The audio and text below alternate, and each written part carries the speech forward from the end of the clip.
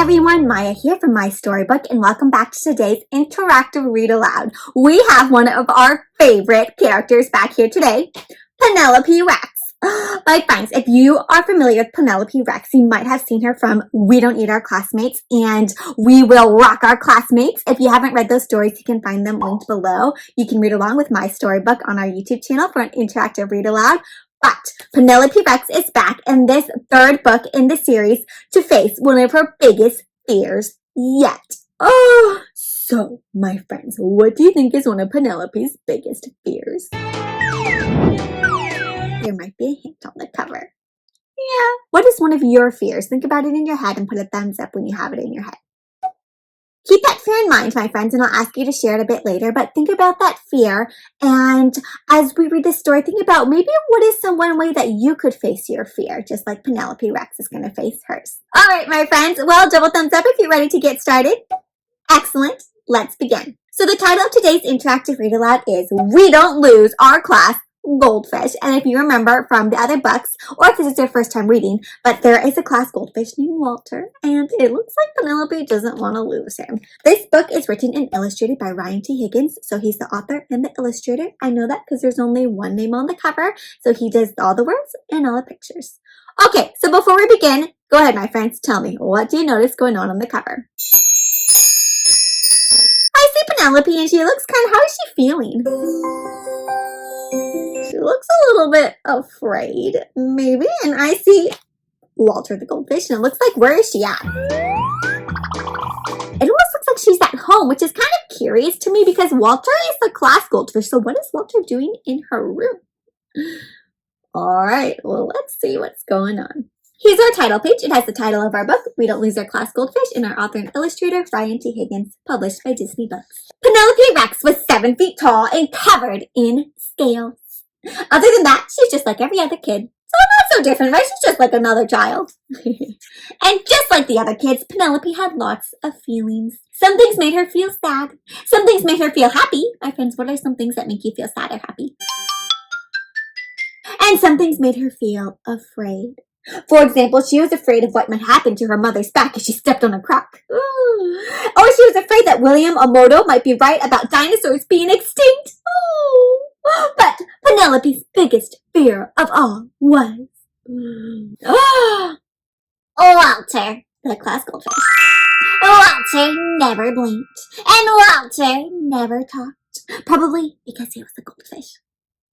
They don't blink or talk. And oh, I see Penelope. And one time, he bit Penelope's finger, if you remember from book 1. He bit Penelope's finger, and Penelope's imagining that he's thinking about dino nuggets. Oh, and I see little Walter's tongue like, dinosaurs. So, why is Penelope so afraid of Walter? Maybe because she had a not so great experience with him before. No matter which classroom supply Penelope needed, it always seemed to be right next to Walter's. Oh, look at all the classroom supplies. So, here are the scary things about Walter by Penelope. He has menacing fins, scary fins, and blinky eyes, hungry belly, and bitey teeth. All of that sounds pretty scary. Then, one afternoon, Mrs. Noodleman announced, "We are all going to take turns bringing Walter home for the weekend. Mabel, you'll go first." Nope, says Penelope. How is Penelope feeling about taking Walter home? Penelope couldn't take Walter home. What if he tried to nibble her again? Or turn her into dino nuggets while she was sleeping? Do you think Walter will do that? The weekend swam by. I can see crossing off all the weekends. One by one, her classmates took Walter home. I took Walter to Jurassic Burgers. Walter and I played hide and seek. I tried to pet Walter. What do you notice after he tried to pet Walter? Maybe he didn't end too well. Does it seem like Walter likes to be touched? When the big day arrived, Penelope couldn't pay attention in school. She spilled her juice. She accidentally chewed her pencil and her notebook and her desk. Oh, how is she feeling? Nervous? Scared? All she could think about was Walter. When the school day ended, there was no escaping her weekend with Walter. Penelope tried to do her usual things. What's her usual things? Play and... Where's Walter? in the closet. And when that didn't work, she tried to keep Walter distracted. What do you notice? How is she trying to distract Walter? Maybe do a tea party, but what's happening? Maybe listening to some music. Maybe go for a swing, a ride. Distracted goldfish are less bitey. It wasn't going so well. And now for tonight's feature presentation, Attack of the Killer Goldfish. That's probably not the best thing to watch when you're scared of goldfish. Then it was time for bed. Good night, Walter. Turn off the light and see Walter. Walter's way over here on the other edge of the bookshelf. In the middle of the night. Splish, blip, splash. Walter? Skidash, blip, blip. What was that? Walter, is that you? Skidash. What happened? Wait a minute. How did Walter get there from his bowl? That's actually pretty creepy, my friends. And how does Penelope feel about that? Penelope decided Walter might enjoy sleeping in her kitchen. So she's going to put him in the kitchen in a box. In the morning, Penelope bravely went to feed Walter his breakfast. And what do you notice? How did Penelope get ready to feed Walter his breakfast? She's all set up. She's got her pillows, a shield, a thing on her head to protect her head. But all she found was... Wait a minute. That's not Walter. What is that? A banana lamp? Where's Walter? Crash! Oh dear. The banana lamp was broken, but at least it wasn't Walter. Wait, Walter. Walter was missing. Where is Walter? What would her classmates say? Walter? He was her responsibility. Walter? She had to find him. Walter? Where is Penelope looking for Walter? Where do you think Walter could be, my friends? She looked high up in the trees, Walter. She looked low under the logs. My friends, can you look high? Can you look low? Walter? She checked her neighbor's fish pond. There you are, Walter. There's Walter. Wait a minute. Was that Walter? What? Oh, you're not Walter. Or you. You're not even a fish. None of you are Walter. And you're a hamster. Why is a hamster in the pond? What do you see? What kind of animals do you notice in that pond? That's a fish, a hamster, a turtle, but that's not Walter. Walter!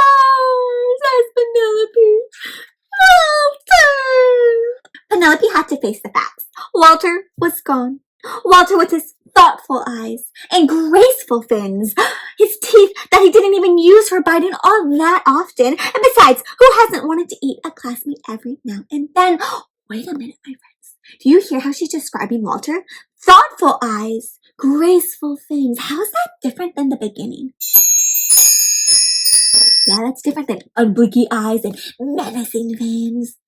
Maybe Walter wasn't so scary.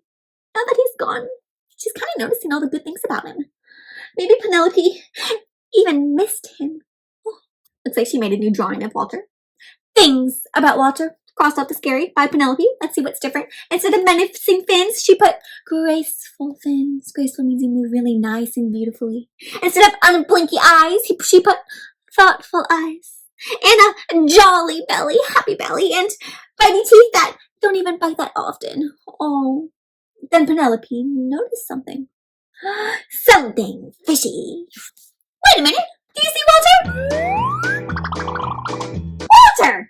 Oh, there's my old banana lamp, said Daddy Rex. I was going to bring it to the donation center, but I see you had other plans for it. Oh, so those were Daddy's boxes on the counter? Good thing she caught him before he sent Walter to the donation center. Walter said nothing. He was a goldfish. But what do you think Walter's thinking? Yeah. For the rest of the weekend, Penelope managed to have some fun taking care of Walter. The tea party again, but this time she's actually pouring the tea. This time she's letting Goldfish listen to the music.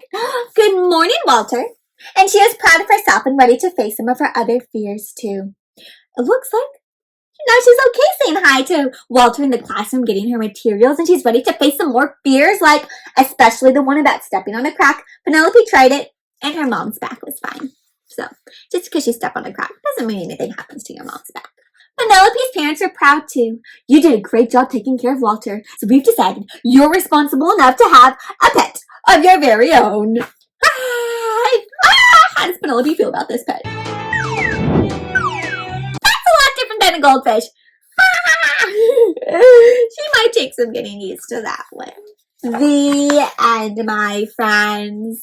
Okay, my friends, that was such a fun story about facing your fears. Penelope's perspective, how she thought about Walter really changed. She used to be really scared of him, and then her thoughts changed, right? And she actually started to miss him, and she found some good things about him and things that made it not so scary, right? And that even inspired her to face some of her other fears. My friends, what was one of your favorite parts of the story? That's a fun part. I liked the part where she was trying to do all these activities with Walter, like pouring the tea and listening to music. And I thought the other part that's funny is when Walter like creeped up on her at night and moved in his goldfish bowl, because I didn't know that goldfish could move while they're in their bowl. That was funny. All right, my friends, and I hope you're thinking about what was one of your fears that you shared with us, and then what is one way you could face that fear, or one way that you faced a fear before? Well, I want you to keep those in mind, my friends, because the craft that goes along with this book is a craft where you can share what is something or some things that you are scared of, and then you can share what is one idea that you have that can help you face your fear, or one time that you've actually faced your fears before. All right, so go ahead and find that craft template link down below. It's super fun. You can find it on my blog as well with other reading resources. Otherwise, my friends, I hope you enjoyed this interactive read aloud. If you did, please give this video a thumbs up and subscribe to my Storybook YouTube channel by clicking on that subscribe button. If you want to share what your fears are with me and how you are facing your fears, please reach out to me on social media. You can find all those links down below. Otherwise, my friends, until next time, happy reading.